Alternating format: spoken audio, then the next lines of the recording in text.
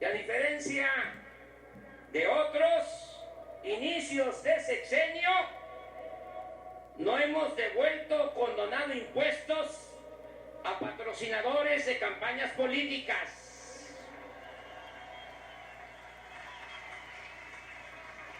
No hemos privatizado bienes públicos,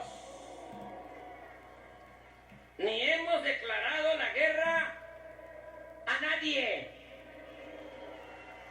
solo a la corrupción y a la impunidad. Hemos cumplido rigurosamente con todos los compromisos financieros. Se han pagado sueldos, prestaciones, pensiones a trabajadores. Se han entregado las participaciones a estados y municipios en tiempo y forma. No hay demora en liquidar a proveedores. Además, hemos cumplido con reconocer y hacer frente a la enorme deuda que heredamos de 10.8 billones de pesos. Hasta ahora hemos pagado solo de intereses 454,000 millones de pesos. Hemos iniciado los estudios de ingeniería básica del Tren Maya, que están en proceso y se terminarán el próximo 13 de este mes para realizar la licitación de esta importante obra que beneficia a 5 estados del sureste de México: Quintana Roo, Yucatán, Campeche, Tabasco y Chiapas. Aclaro que el proyecto dependerá del resultado de la consulta que estamos haciendo en los municipios por donde pasará el nuevo ferrocarril. Sobre el desarrollo integral del Istmo, ya se trabaja en la ampliación del puerto de Salina Cruz y será lo mismo en el de Coatzacoalcos. También inició la modernización de las vías del tren de carga de contenedores que conectará el Océano Pacífico con el Atlántico. En esta franja estratégica de nuestro territorio se establecerá una zona libre o franca, es decir, se reducirán los impuestos y el precio de los energéticos para propiciar la instalación de parques industriales que generen empleos con buenos salarios. Enfrentamos con éxito la actitud obstinada, caprichosa de los conservadores corruptos que recurrieron al sabotaje jurídico en la construcción del nuevo aeropuerto Felipe Ángeles, para lo cual presentaron 103 amparos con el propósito de evitar que iniciáramos los trabajos en Santa Lucía. No pudieron.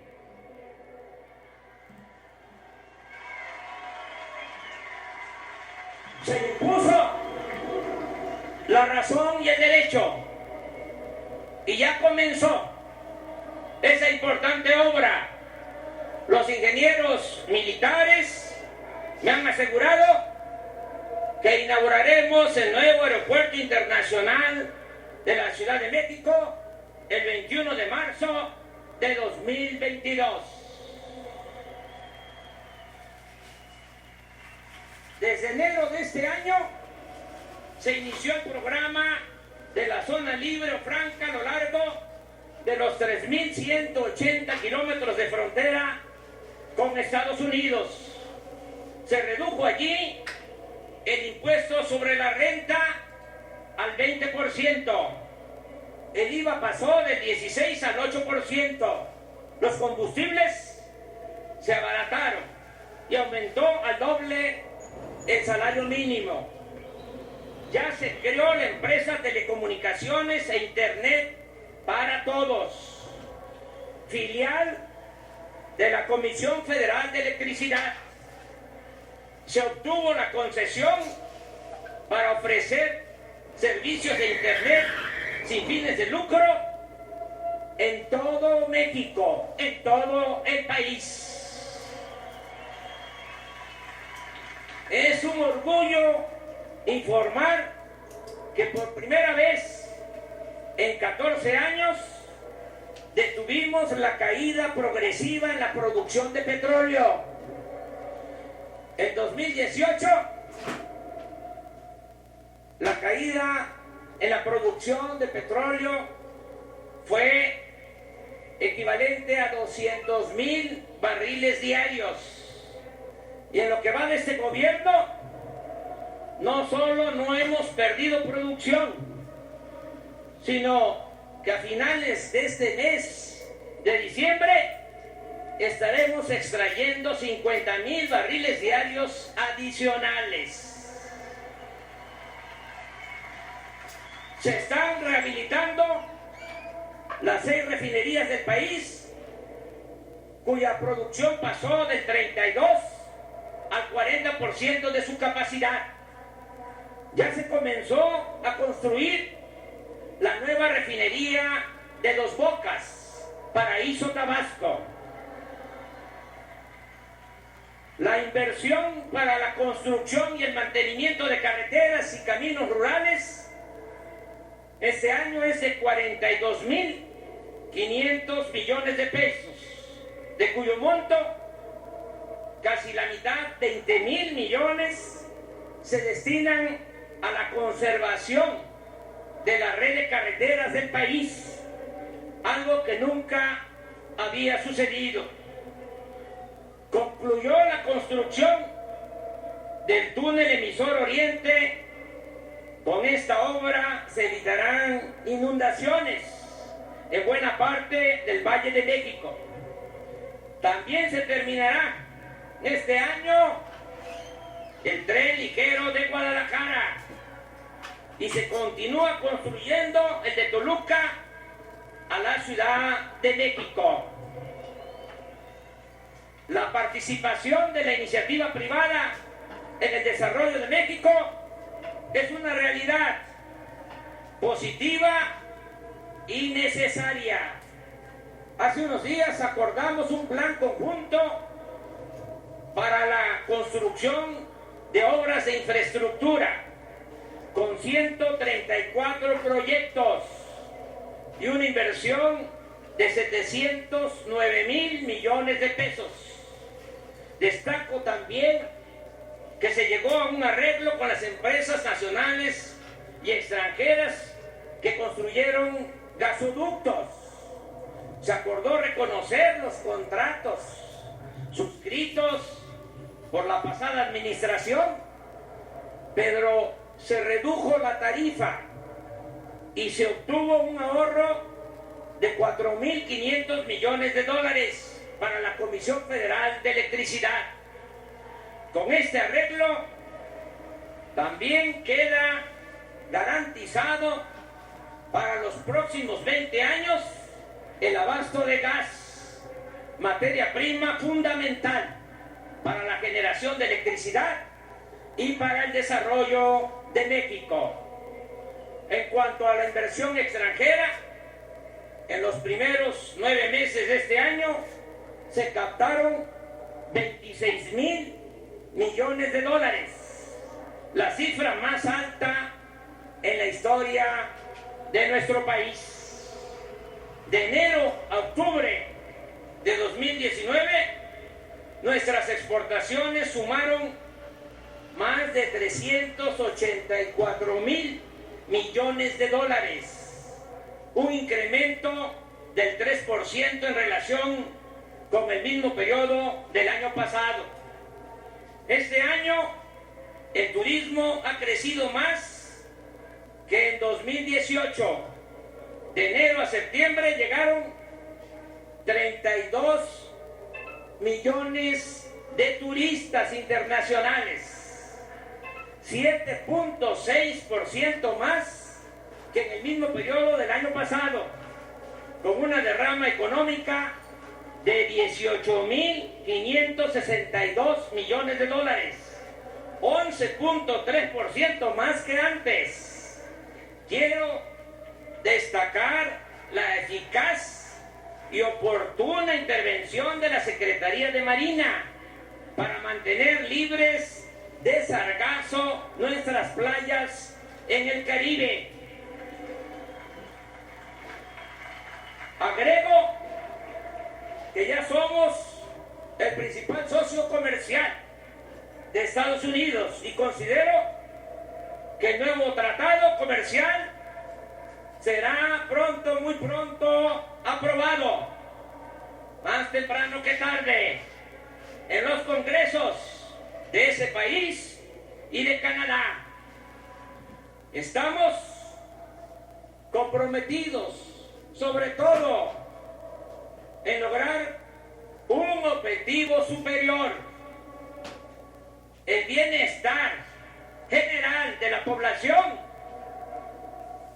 bienestar material y bienestar del alma, bienestar espiritual.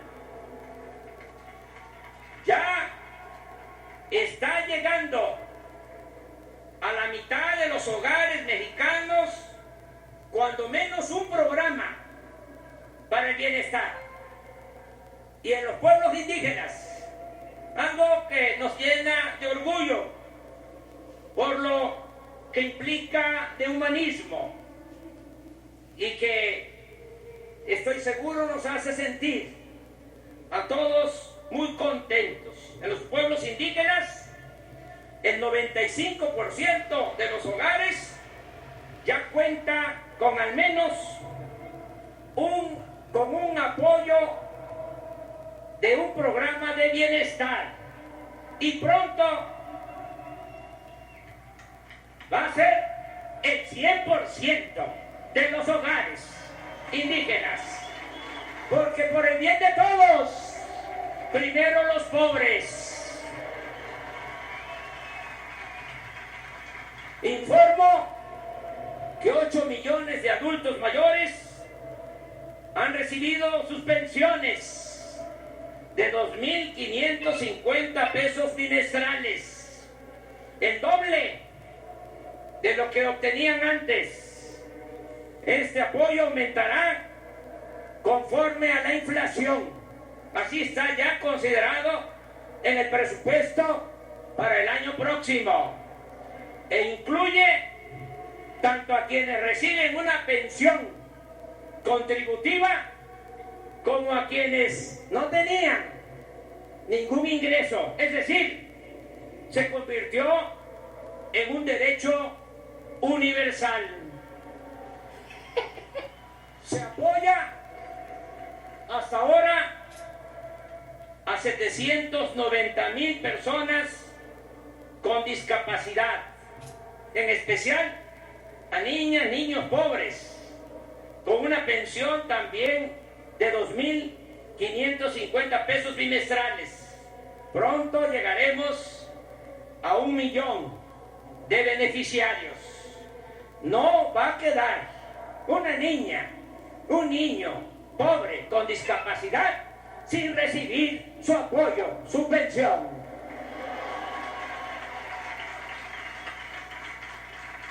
Se otorgan becas de 1.600 pesos bimestrales a estudiantes pobres de preescolar, primaria y secundaria. En el caso de estudiantes de preparatoria, el apoyo es para todos, es universal. Se otorga a todos los adolescentes de 15 a 18 años en promedio.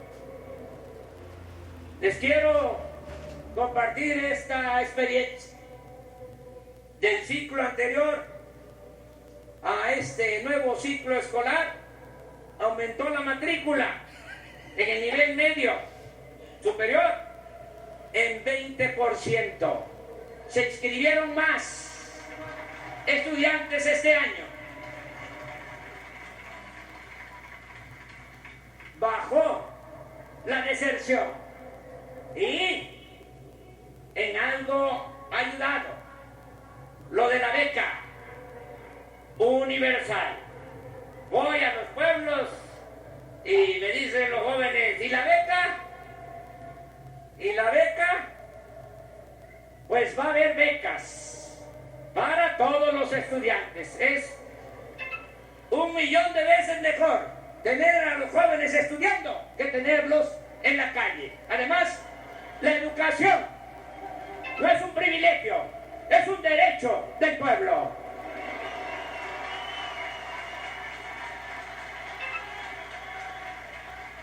A nivel superior, en el nivel universitario,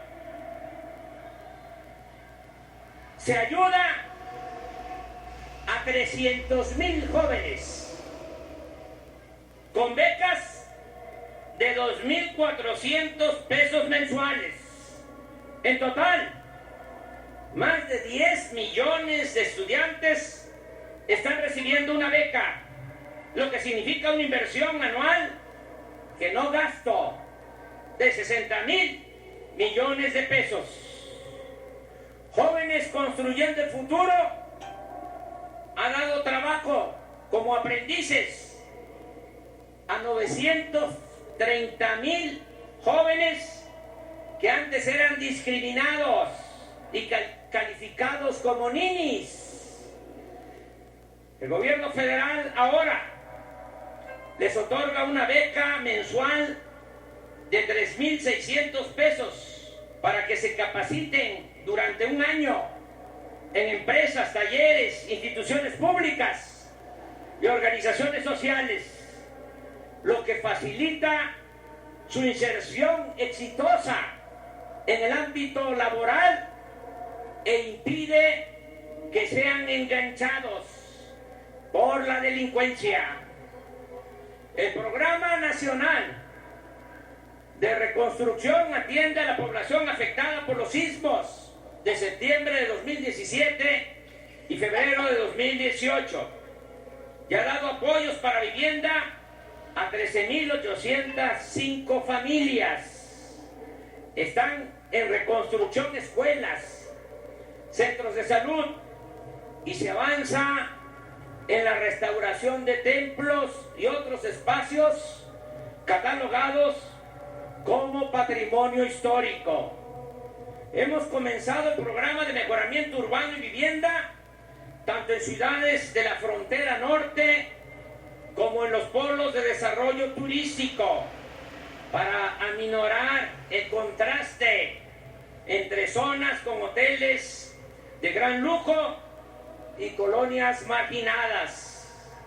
Este programa está dando frutos en Tijuana, Mexicali, San Luis Río Colorado, Nogales, Ciudad Juárez, Acuña, Piedras Negras, Nuevo Laredo, Reynosa y Matamoros, todas ciudades fronterizas, así como en colonias marginadas de 4 centros turísticos, en Los Cabos, Bahía de Banderas, Acapulco y Playa del Carmen, en Quintana Roo. A la fecha suman 18.455 acciones de vivienda y se ha iniciado la introducción de agua, drenaje, pavimento y otros servicios, así como la escrituración en colonias populares de 14 ciudades del país. El Infonavit ha reestructurado 147.523 créditos de vivienda en beneficio de trabajadores que pagaban deudas que crecían en vez de disminuir. A quienes hayan cubierto el 90% de su crédito, se les condonará el resto y podrán recibir sus escrituras. Esta modalidad ha beneficiado ya a 31,000 familias. Además, nadie en este tiempo ha sido desalojado de su departamento o vivienda, como sucedía cuando se vendían las llamadas carteras vencidas a coyotes, despachos de cobranza o a traficantes de influencia. La gran mayoría de la población en situación de pobreza, en comunidades apartadas, no tiene acceso al sistema bancario. Para remediar esta situación, el gobierno federal ha creado el Banco del Bienestar, cuyo propósito principal es dispersar recursos con tarjetas a beneficiarios de todos los programas sociales. El año próximo el Banco de Bienestar pasará de 433 sucursales a 13,000 en todo el territorio nacional. Será el banco con la más amplia y mejor infraestructura en todo México. Estas oficinas funcionarán en centros integradores ubicados en localidades de mayor población para atender en estas 13,000 comunidades, 13,000 centros integradores. Se va a atender a 180,000 comunidades del país de menos de 2,500 habitantes. En el sexenio pasado se impuso la mal llamada reforma educativa, que generó un enconado conflicto social y derivó en acciones represivas injustificables. Nuestro gobierno se comprometió a mejorar la calidad de enseñanza y las condiciones materiales de las escuelas del país, a garantizar el acceso de todos los jóvenes a la educación y a revertir la mal llamada reforma educativa, esa adulteración legislativa. Tras un intenso proceso de diálogo y reflexión, los centros escolares, el Ejecutivo Federal, el Congreso de la Unión y el Magisterio Nacional, de todas las corrientes y tendencias, hemos logrado un amplio acuerdo que llevó a la aprobación de un nuevo marco legal para la enseñanza pública. Lo logramos con diálogo, sin represión, convenciendo, persuadiendo. Nunca más se va a culpar a nuestras maestras, a nuestros maestros, como se hizo, del problema educativo. Todos juntos, alumnos, madres, padres de familia, maestros y autoridades, vamos a mejorar la calidad de la enseñanza y va a mejorar la educación en nuestro país.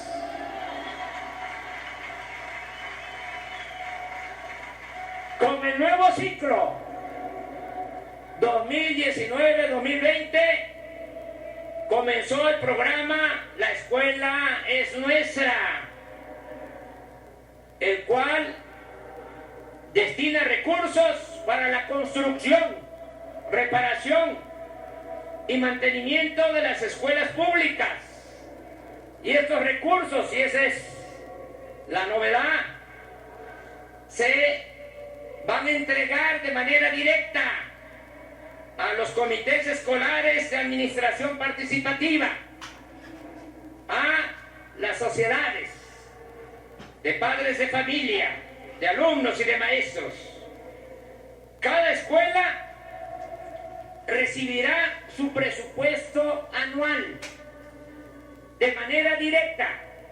Va a llegar un cheque, una orden de pago de la tesorería de la Federación hasta la escuela. Ya no va a pasar por instancias del gobierno federal, estatal. Los padres de familia se están organizando, están haciendo asambleas, eligiendo sus comités. Solo se les está haciendo una recomendación respetuosa, que en esos comités el tesorero sea una mujer, porque la mujer es más honrada que el hombre. Y al que no le guste, que se vaya a volar en el avión presidencial, que está en venta allá en California. Se atenderá en una primera etapa a 103,000 escuelas de las 173,000 que existen en el país. El monto de recursos por escuela se definió de la siguiente forma: de 5 a 50 alumnos, 150,000 pesos por ciclo escolar. De 51 a 150 alumnos, 200,000 pesos. Más de 150 alumnos, 500,000 pesos. El presupuesto inicial para este programa es de 21,000 millones de pesos.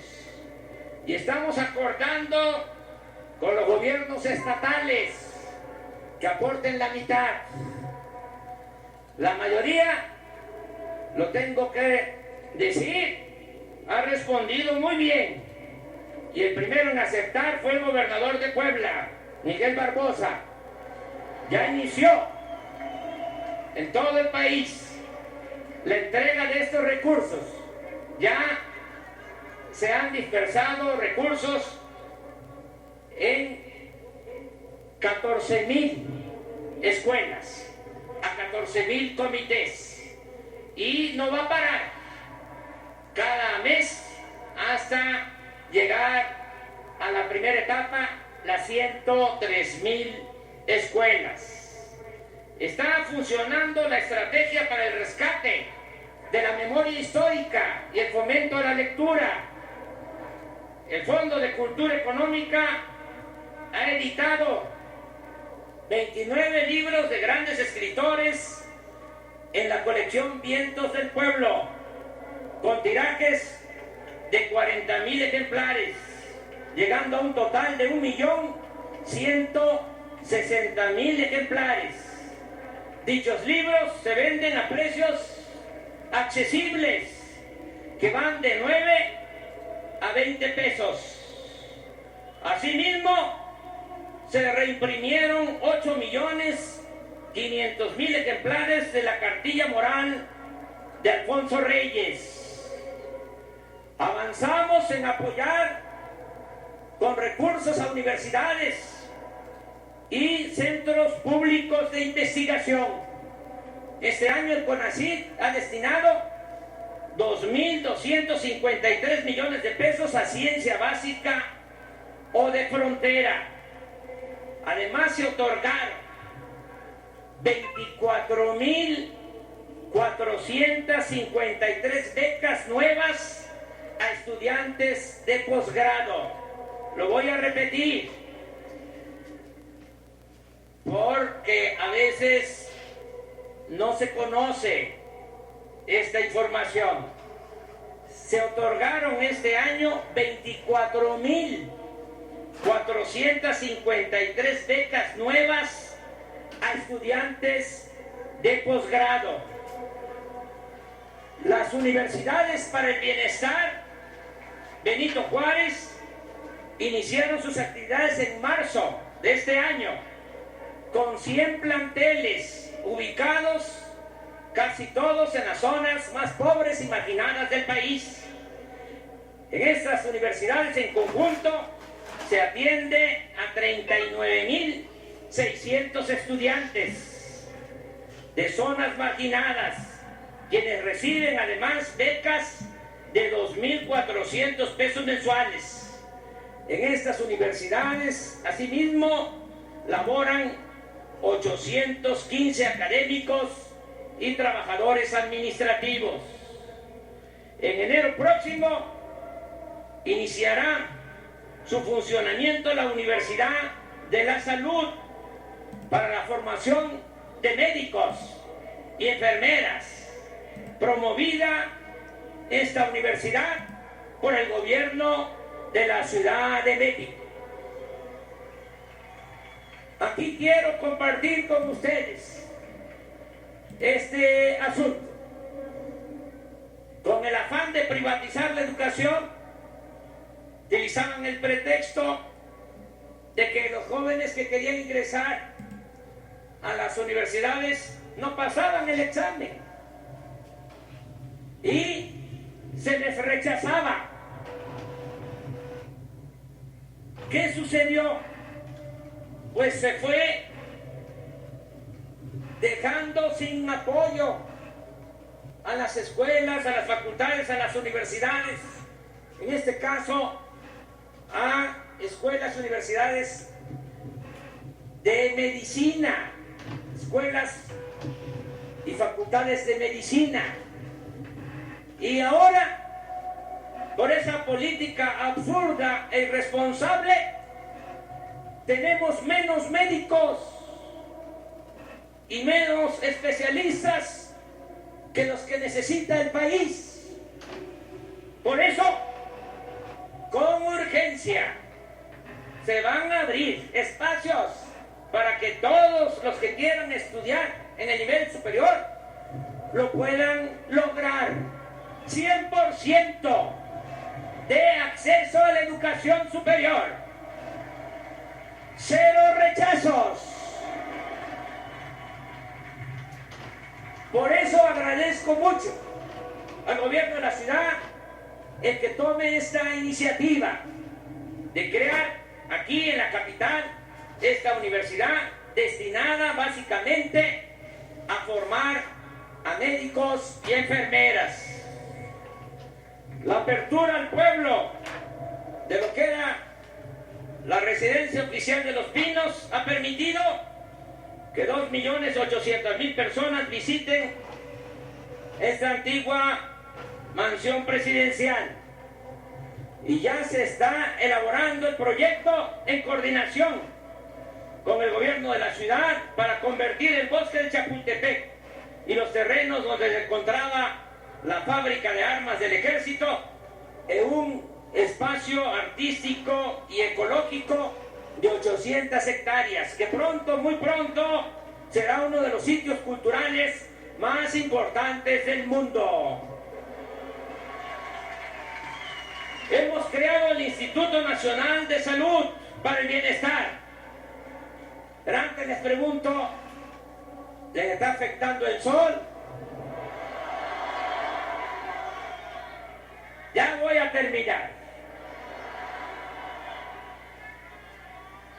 Hemos creado el Instituto Nacional de Salud para el Bienestar, que ha empezado a resolver 4 demandas básicas: abasto de todos los medicamentos en unidades médicas y centros de salud ubicados en comunidades más remotas del país, así como en todos los hospitales; la asignación de médicos, enfermeras y paramédicos en todas las poblaciones; la rehabilitación y ampliación de la infraestructura de salud, incluido el mejoramiento de equipos médicos; y la basificación en el sexenio de más de 80,000 trabajadores que llevan mucho tiempo laborando como eventuales y por honorarios. El presupuesto para salud se incrementará desde enero del próximo año, desde el mes próximo, en 40,000 millones de pesos para garantizar lo más pronto posible medicamentos, análisis clínicos, atención médica y hospitalaria gratuita y de calidad a todos los habitantes de México. Se va a garantizar lo que establece el artículo 4 constitucional desde hace 25 años, pero desde entonces es letra muerta: el derecho del pueblo a la salud. Se inició ya una campaña informativa nacional sobre las adicciones, enfocada básicamente a los jóvenes, para orientar sobre el tremendo daño que causan las drogas. Me van a ayudar todos en esta campaña, porque nada más se difunde, se conoce lo frívolo,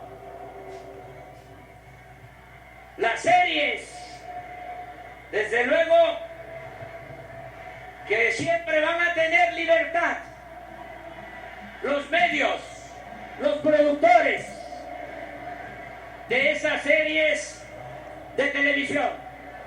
¿Pero qué se refleja? De que es como un paraíso el participar en esas actividades ilícitas.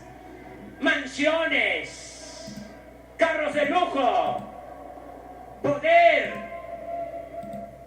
muchachas, muchachos guapos, ropa de marca.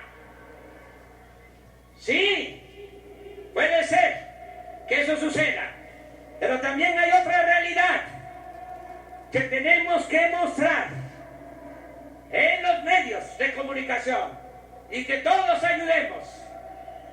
La realidad que con esas drogas químicas, con el cristal, con el fentanilo, el que se atreve a consumir esos productos, esas drogas, puede morir en un año. Y eso es tristeza, es dolor, es sufrimiento para los jóvenes, para sus familias.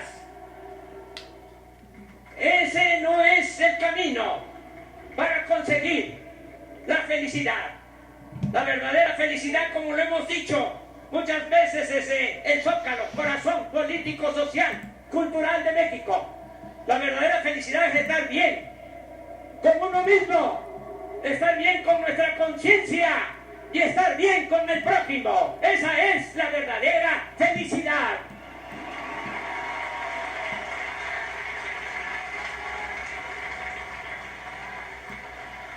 ¿Me van a ayudar a la campaña? Porque si reducimos, bajamos el consumo de droga, vamos a poder resolver el grave problema de la inseguridad y de la violencia. Si no atendemos el consumo, va a ser más complicado. Por eso todos ayudar. Felicidad, vida sana, sí. Drogas, no.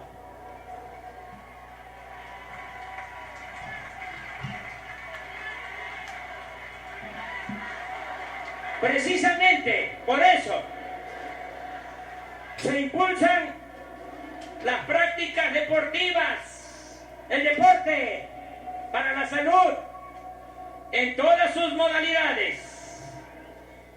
Aquí nada más destaco que la delegación de atletas que nos representó en los Juegos Panamericanos 2019 en Lima, Perú, en julio y agosto, logró el mayor número de medallas en competencia fuera de México.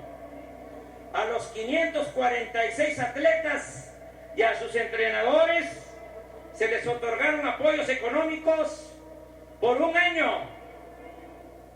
Se les entregó apoyo por adelantado para que estén preparados para las Olimpiadas de Japón, que vamos a tener buenos resultados.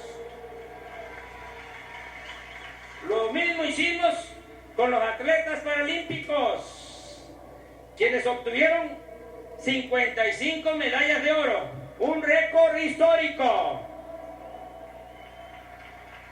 Los recursos que se otorgan a los deportistas y a los pueblos más pobres de México se obtienen de la venta de bienes, muebles e inmuebles incautados a la delincuencia común y a la delincuencia de cuello blanco, y los entrega el recién creado Instituto para devolver al pueblo lo robado. El Ejecutivo Federal ha emprendido un cambio de paradigma de seguridad. Entre 2006 y 2018, los gobernantes pretendieron resolver la inseguridad y la violencia delictiva mediante acciones de fuerza militar y policial, sin atender el fondo del problema. El resultado fue catastrófico, y esa estrategia dejó un saldo pavoroso de muertos, desaparecidos y lesionados, una crisis de derechos humanos, una descomposición institucional sin precedente y un gravísimo daño al tejido social. El país padece aún las consecuencias de esa política equivocada. No debe olvidarse, porque a veces hay como amnesia en algunos. No debe olvidarse que el 2 de febrero de 2007, Felipe Calderón, para tratar de legitimarse luego del fraude electoral, ordenó desde Apatzingán, Michoacán, la participación de las Fuerzas Armadas en lo que denominó guerra contra el narcotráfico. Esta irresponsable decisión condujo a soldados y marinos a una lucha frontal contra la delincuencia organizada, bajo la consigna de limpiar como fuera, con ajusticiamientos, masacres o exterminio. En el alto mando militar se decía, en ese entonces, se les decía a los oficiales: ustedes acábenlos y nosotros nos encargamos de los derechos humanos. La mejor prueba de este proceder autoritario es que ese sexenio ostenta la mayor letalidad en combate desde la Revolución Mexicana. Ese indicador se obtiene del promedio de presuntos delincuentes muertos o rematados en enfrentamientos, comparado con los heridos y detenidos presentados por las fuerzas militares ante la autoridad. En solo 2 años del gobierno de Calderón, 2011-2012, se registraron 1,898 enfrentamientos, en los que murieron 2,459 personas. Resultaron heridos 231 y fueron detenidos 1,519. O sea, 709 muertos más que el número de heridos y detenidos. Asimismo, en los 3 últimos años del gobierno de Calderón, 2010-2012, los militares y navales fallecidos en enfrentamiento fueron 154 en 3 años, un promedio de 51 por año, mientras en 12 meses de nuestro gobierno solo lamentamos que hayan perdido la vida 15 miembros de las Fuerzas Armadas.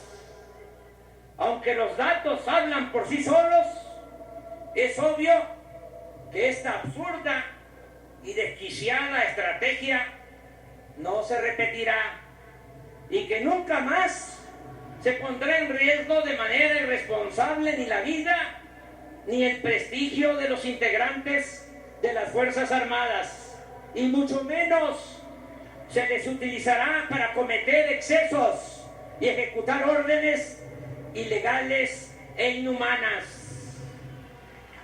La vigencia de la nueva política de seguridad se demostró con claridad ante la crisis de terror, miedo, que se vivió la tarde-noche del jueves 17 de octubre en Culiacán, Sinaloa, con motivo de la detención de Ovidio Guzmán, hijo de Joaquín Guzmán Loera. En esa verdadera prueba de fuego, en la que la delincuencia salió a la calle con armas de alto calibre y se vivió un alto riesgo, se prefirió detener el operativo y liberar al implicado para evitar una masacre en la que habrían perdido la vida centenares de personas, la mayoría civiles, gente inocente, según el cálculo que responsablemente hizo en su momento el alto mando de las Fuerzas Armadas. Podrán decir nuestros adversarios que demostramos debilidad, pero nada vale más que la vida de las personas.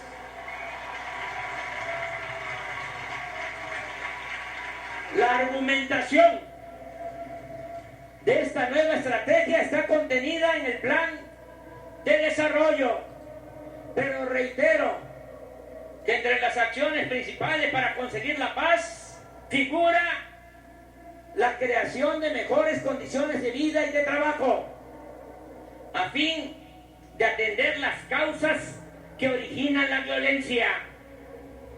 ¿Cuáles son esas causas? El desempleo, la pobreza, la marginación, la falta de espacios laborales y la falta de oportunidades para que los jóvenes tengan opciones de trabajo y de estudio. Eso es lo que estamos haciendo. La nueva estrategia de seguridad pública pasa también por la tolerancia cero ante la tortura y cualquier otra violación a los derechos humanos. Estamos dedicando tiempo y recursos a la búsqueda de desaparecidos por la violencia. No descansaremos hasta saber el paradero de los jóvenes de Ayotzinapa. Se brinda protección a 365 periodistas y a 721 personas defensoras de derechos humanos. Han sido puestos en libertad 47 presos políticos y seguiremos liberando a los que aún están en prisión injustamente, con apego a la legalidad aplicable. Ya inició también, me da gusto informarlo, el rescate de los restos de los 63 mineros que desde 2006 no han podido ser recuperados en la mina de Pasta de Concho, Coahuila. El Ejército y la Marina no se han utilizado ni se utilizarán para reprimir al pueblo. El Estado ya no es el principal violador de los derechos humanos.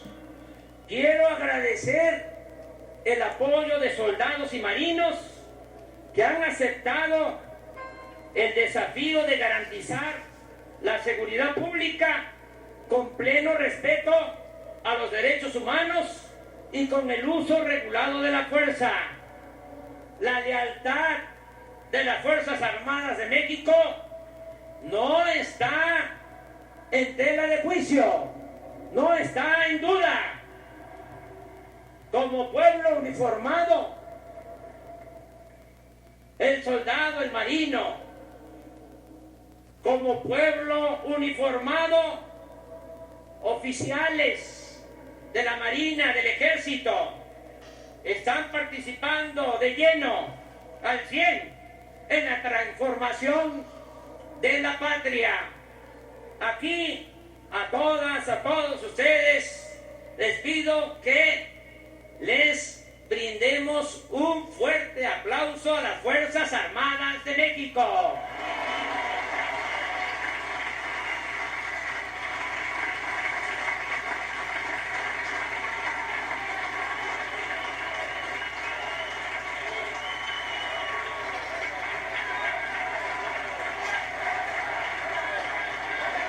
Reitero, la disminución de la incidencia delictiva en el país constituye nuestro principal desafío, pero estamos seguros de que vamos a serenar a México con el apoyo del pueblo y con el trabajo coordinado de todo el gobierno.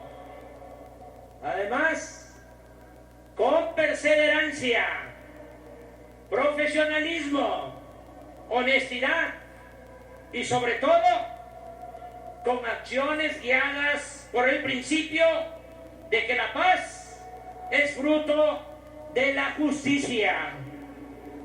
El gobierno de México ofrece cooperación, amistad y respeto a todas las naciones del mundo y particularmente a los países hermanos de América Latina y el Caribe, con apego a nuestra ejemplar tradición de ofrecer refugio a perseguidos políticos del mundo, decidimos otorgar asilo humanitario y político al presidente de Bolivia, Evo Morales, y a su vicepresidente, Álvaro García Linera.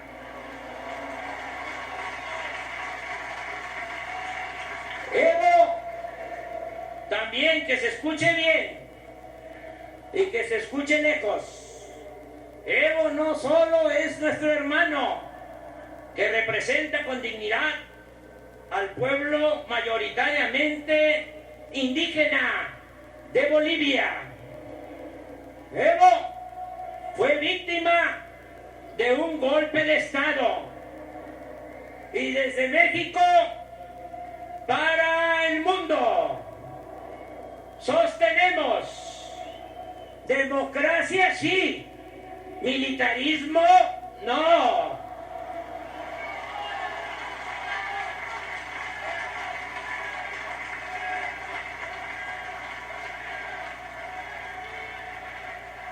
La pertenencia de México a la región de Norteamérica, junto con Estados Unidos y Canadá, es una realidad histórica, cultural, política y económica insoslayable. La relación con Estados Unidos es histórica. Compartimos además 3.180 kilómetros de frontera.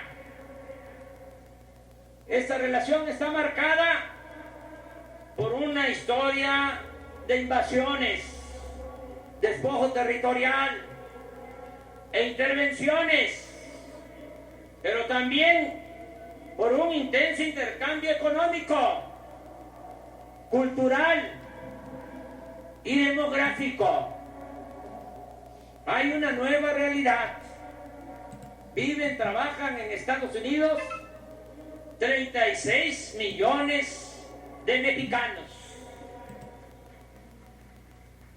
Los nacidos aquí, que se fueron a buscarse la vida del otro lado de la frontera, o sus hijos, que también se asumen como mexicanos. El Ejecutivo Federal busca que la relación bilateral con Estados Unidos, con nuestro vecino del norte, se desarrolle con apego al respeto mutuo, la cooperación para el desarrollo y la solución negociada a problemas comunes, entre los cuales los más significativos son, sin duda, los fenómenos migratorios de sur a norte, y las expresiones de la delincuencia transnacional, el tráfico de personas, el trasiego de armas, drogas ilícitas y divisas, dólares. Nuestro gobierno defiende ahora a los mexicanos en Estados Unidos con pleno respeto a la soberanía de ese país y con todos los instrumentos legales a su alcance. El principal de ellos es la red de consulados, mismos que operan como defensorías de los migrantes en el marco de las convenciones internacionales y con respeto a las leyes estadounidenses, para prevenir o remediar las violaciones a los derechos de los mexicanos. Aquí expresamos de nuevo nuestra condolencia a los familiares de las víctimas del asesinato colectivo en El Paso, Texas. Reiteramos nuestra condena a ese crimen de odio motivado por el racismo y la xenofobia, así como la exigencia de que se castigue conforme a derecho al responsable de esta abominable agresión. Asimismo, agradecemos al presidente Donald Trump, lo digo de manera sincera, como me gusta hablar, llamar a las cosas por su nombre. Agradecemos al presidente Donald Trump por su solidaridad expresada en la crisis de violencia en Culiacán y tras los lamentables y dolorosos hechos en los que perdieron la vida 3 mujeres y 6 niños de las familias méxico-estadounidense LeBaron y Lanford. Reconocemos que en ambos casos el presidente de Estados Unidos nos ofreció ayuda y respeto. Es decir, fue respetuoso y ofreció la ayuda y al mismo tiempo respetó nuestro derecho soberano a decidir con independencia y libertad. El gobierno de México cumplirá con su responsabilidad de hacer justicia. No aceptamos ningún tipo de intervención. Somos un país libre y soberano.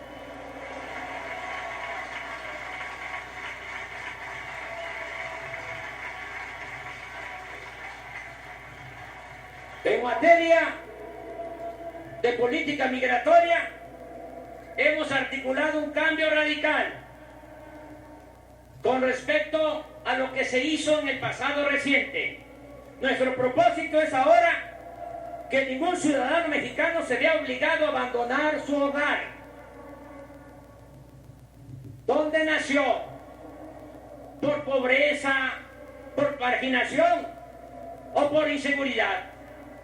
El Ejecutivo Federal ha buscado involucrar en esta solución a Estados Unidos y a los países hermanos de Centroamérica para participar juntos en la construcción de mecanismos de reactivación económica, bienestar y desarrollo, con el propósito de lograr que todas las personas puedan trabajar, estudiar, tener salud, bienestar, ser felices en donde nacieron. Que la migración sea opcional y no forzada por el hambre o la violencia. Ahora ya, amigas y amigos, estoy terminando. Es el mensaje final. Amigas y amigos, cuando se trata, porque no creo que aplique en todos los casos, pero cuando se trata de buenos dirigentes, como decía José Martí, los años pasan madurando, no envejeciendo. Esto aplica para nuestro invitado especial, Pepe Mujica, expresidente de Uruguay.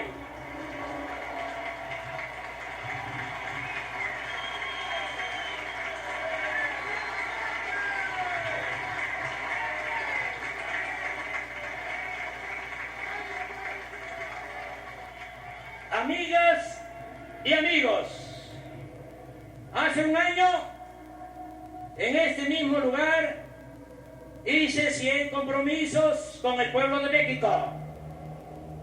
Están en las redes. 100 compromisos al pueblo de Se pueden consultar. 100 compromisos al pueblo de México. Al día de hoy, puedo decir que hemos cumplido 89.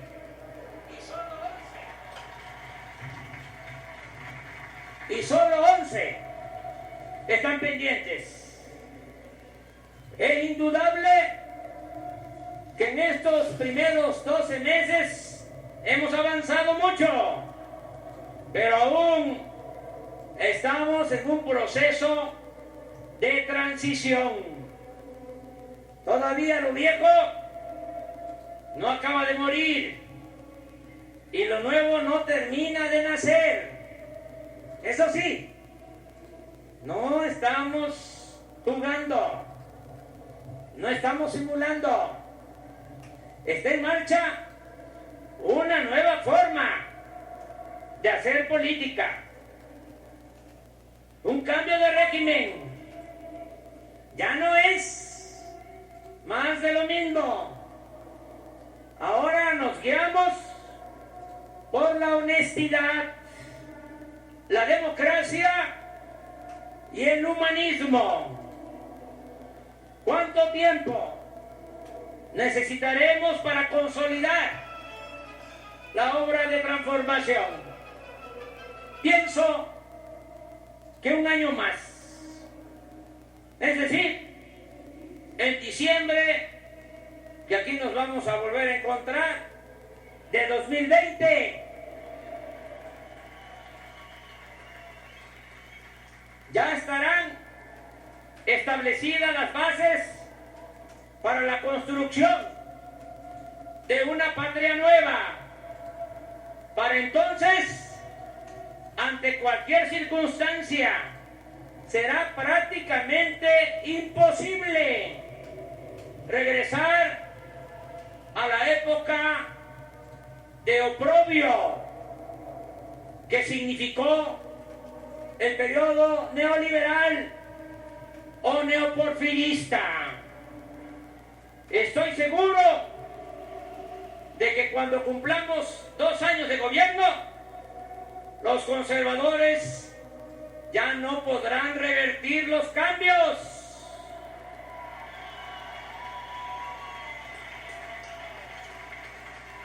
¿Qué decía Juárez? Entre otras cosas. En circunstancias como esta, cuando se estaba llevando a cabo la segunda transformación, la época de la reforma, momentos mucho más difíciles que los que estamos viviendo, decía Juárez, el triunfo de la reacción es moralmente imposible.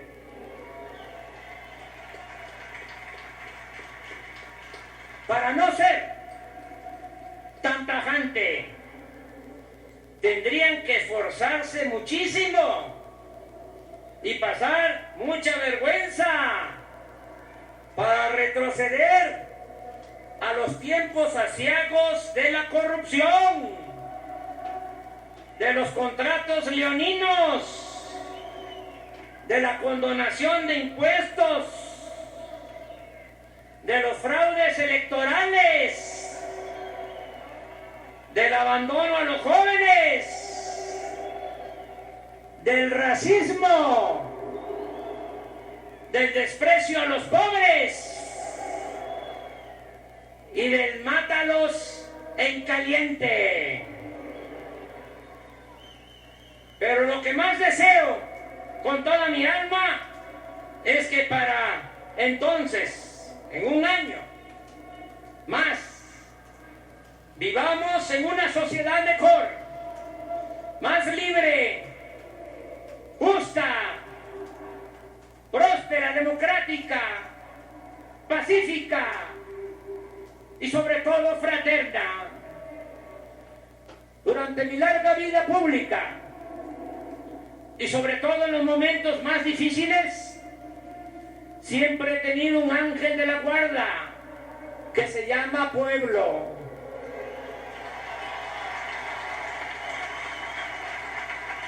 Ustedes siempre me han apoyado y me han sacado a flote, porque el pueblo es mucha pieza. Al pueblo le debo todo lo que soy. Por eso lo seguiré escuchando, atendiendo, sirviendo, y nunca jamás lo traicionaré. Gracias por la protección y el apoyo que recibo de ustedes y de mucha gente. Yo solo soy un dirigente. El pueblo es el gran señor, el amo, el soberano, el gobernante, el que verdaderamente manda, gobierna y transforma. No olvido y siempre recuerdo lo que decía el presidente Benito Juárez con tanta profundidad y sencillez: con el pueblo todo, sin el pueblo nada. ¡Que viva la cuarta transformación! ¡Viva México! ¡Viva México! ¡Viva México! Se invita a los presentes a ponerse de pie para entonar nuestro himno nacional.